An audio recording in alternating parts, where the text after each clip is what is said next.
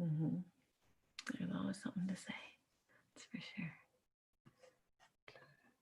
Setting up your meeting for YouTube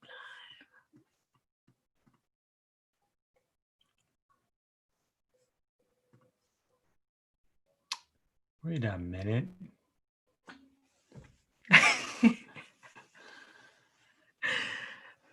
Where'd I go? Flickering wife, flickering wife. I think it's because you're a little behind the microphone.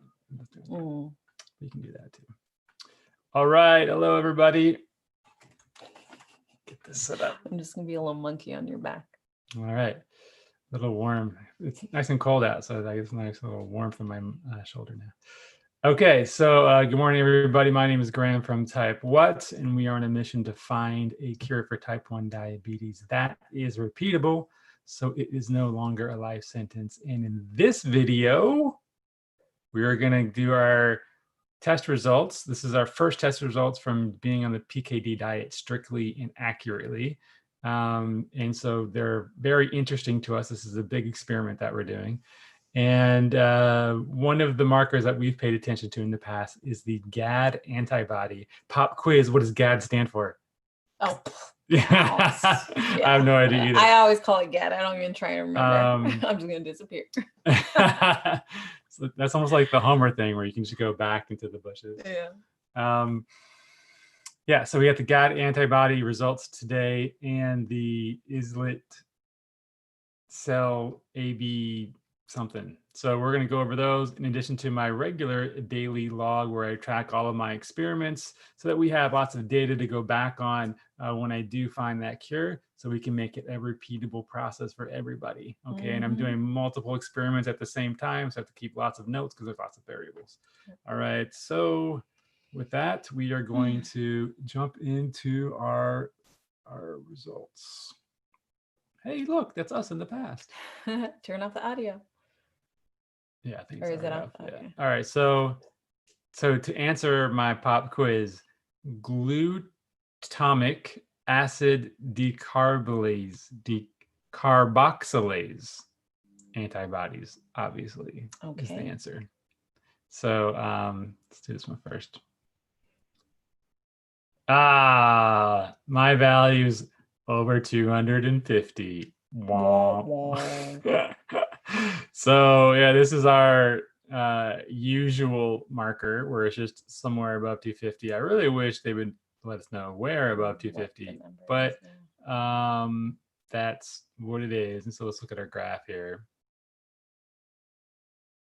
That's not correct. Come on. Some data is omitted from the graph. We definitely have done way more than 2. Why would it say it's at 1? There, this is more accurate. So this is what we look for. It's like over 2. Oh, you know what it is for the graph? There's only 2 real values. Oh. All the other ones are just over 250. So in December and October of October of last year and December of the year before. Yep. Interesting. So remember when I thought that I got my C-peptide and my GAD confused? We were talking about, I was thinking of this one, which is December. And then we're trying to figure out why the GAD was. Yeah. And then the C-peptide change was in May. So anyway, we were trying to figure this out because this is definitely very interesting to see something like over, then way lower. Yeah. Then over, and it's a little bit lower. So this is a really interesting data point that we haven't figured out yet. But those are the results. So it's more of the same in terms of GAD, which doesn't necessarily mean anything. It just means there's an autoimmune response. Yeah. So it addressed so far by the data that we have. This new PKD addressed the C-peptides, but not the GAD antibody, the autoimmune portion of it. And also when introducing something new, sometimes the way your body works is it doesn't tackle everything at once. Like there's like a priority shift. And so maybe it's like right now it was focusing on the beta cell C-peptide portion. And once that gets restored, then it frees up to work on the other portion. So I Yeah, don't know, just a also, theory. yeah, also what I've heard with the antibody stuff is you also lose your antibodies when there's no beta cells at all. Yeah. Right. So there's no reaction for them to be responding to. So having them gone isn't always a good thing. Right. Yeah. And so I think once, my pancreas is fully restored, then they will just naturally go away. Yeah. So it is an interesting marker, though, because Mhm. it is an autoimmune response marker. So Yeah. it's something I like to keep track of. But I think it's going to happen at the end is where it's really going to. So what's interesting is to have that autoimmune response, but low inflammation. Like normally if you have autoimmune, Yeah. there's like elevated inflammation. Well, I think the inflammation thing is big on the diet. The PKD diet is big on inflammation. Actually, but you already had low before that. Yeah. Before even so, like we saw the inflammation was pretty level. Yeah. So yeah. Both diets are good at reducing inflammation because both diets are optimized for your metabolism. Yeah. Okay, so this is interesting. I don't remember what it was before, but I'm right at the edge, right on the fence of being in range. Oh, well, that's good. Let's see. Sounds good. Being in range sounds good. Let's see what we had here. And I don't fully understand what these islet cell ones are. This is normal. Oh, it's been the same. So it's been the same. And so it's normal. Okay, gotcha. So it looks like it's at 4, which is a little bit high. So it's high in the range. Instead of and this is a ratio. 1 to 4, okay. So it should be under 4. So you want 1 to 3. So we're just out of range, I guess. So let's read this because I forgot. Well, no, you're in range because it has to say under, below that. Okay, yeah. So you're the very low on the out of range. Gotcha. Type 1 diabetes and autoimmune endocrine disorder. It doesn't really explain. Maybe present for years. So the titer by 5, 1 to 8. All right, so yeah, it's just talking about more antibody stuff. Yeah. Okay, so antibodies are present, which is fine. We're working through it, but the C peptides are looking better. There you go. Polly, want a cracker? All right, so yeah, that's it for our test results interpretation for PKD. I'm going to jump into my spreadsheet. Did you want to hang out for the spreadsheet? Very exciting things. Very, very exciting things. No, I got all the data. Well, you can fade out at any time you want. All right, bye. Thank you. You're welcome. All right, so guys, let's do this. Was there a zinc transporter one? No, just those two for now.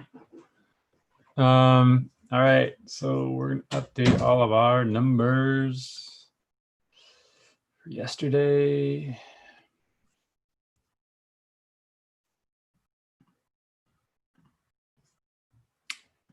Yesterday's energy, I would say it flowed through, yeah, about a 7 or 8 right there. I did not eat all approved sources of food. Yesterday's when I had my chorizo. A recap on that. So my my stomach felt normal.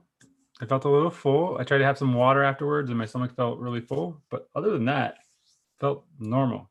It felt fine, which is actually a little bit different because there have been times, I think just a week ago, where I was real hungry. About a week ago, I was real hungry in the morning, and I ended up eating my whole day's food at one time, and within one sitting, like within an hour and a half.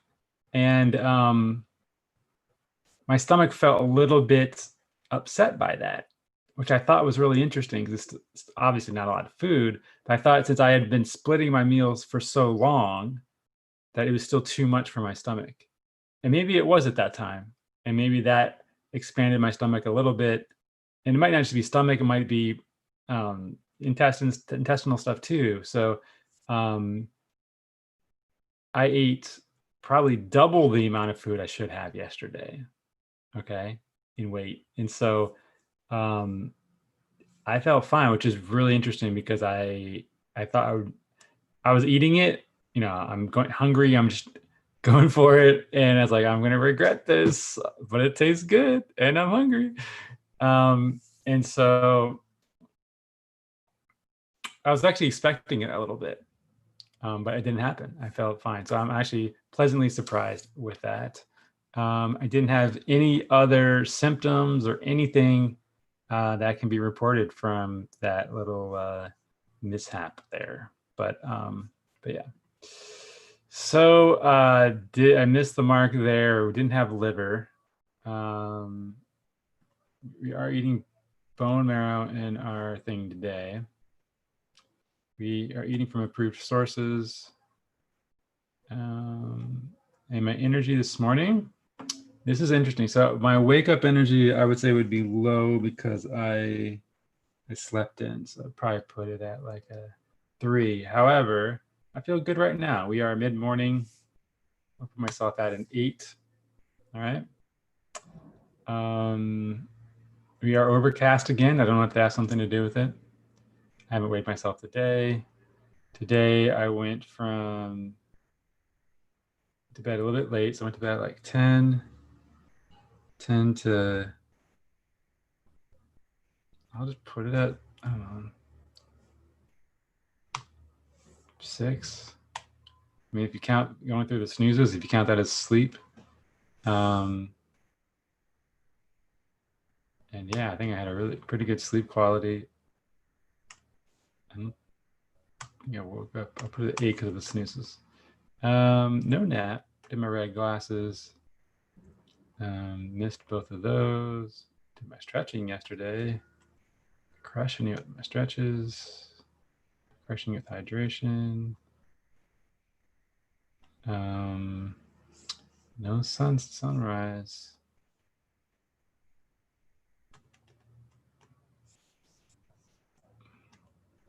Good, doing good with all my affirmation stuff. Yesterday I did get a meditation and I didn't do my Wim Hof. No coffee, no caffeine, no tea. I did my journal. I haven't done my meditation yet today, but I'm looking forward to it. Yesterday I did my evening. I don't remember doing my morning, so I'm gonna leave those off. No illness, no deep fatigue. Yesterday also, I forgot to mention this yesterday, my numbers were 86. And this was after I had eaten. So I forgot to measure fasting. So this is after I'd eaten, it was at 86. Okay. Now, having that happen, I felt pretty good. I feel like I would have normally been in the 70s. What's interesting today's number is 84, but this is after eating double the amount of food yesterday, right? With the chorizo. So this was a fasting number with eating a little more food. So it's a little bit high, a little bit out of range. And you can see the ketones are also down. Okay, so it's very correlated there. Now, and I'm also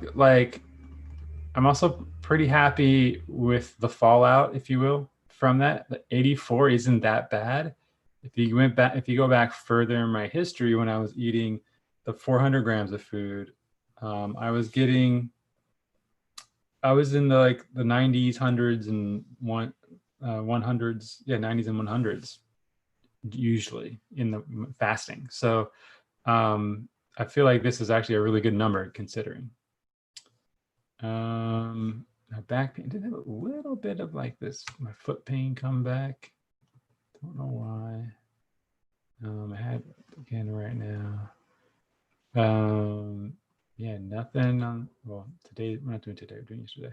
And then I also had to update our beamer area. I'm gonna do another video on what the beamer is because I haven't really explained that. But also on Monday, I started doing intensity of 9. We're supposed to go up once a week. So I'm on 9s now, 9 out of 10. So I'm almost at the top there. All right, and that's it for the experiments for yesterday. Yep. All right. So that wraps today's daily log.